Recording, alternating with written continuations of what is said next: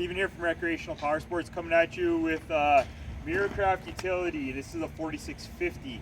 Very excited to have them back in stock here. So this one's blue in color, standard MirroCraft blue. Very nice options here. So 4650 is the 14-foot boat. So it's 14 feet overall, and it comes with 2 benches, one in the front, one in the middle, and then it's got the rear split back bench. So the nice feature with that is you can steer the motor from either side. In the middle bench, you can put oars in the oar locks and oar it. It's got the capacity for 3 people, so it'll be very nice and roomy for you.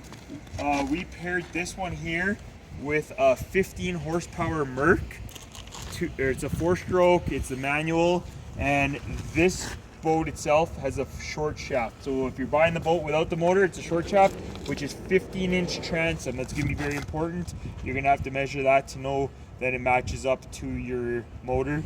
If you purchase this with the trailer, it's paired with a nice Warrior trailer, matched up nicely. If you have any more questions, you can check it out online at recreationalpowersports.com.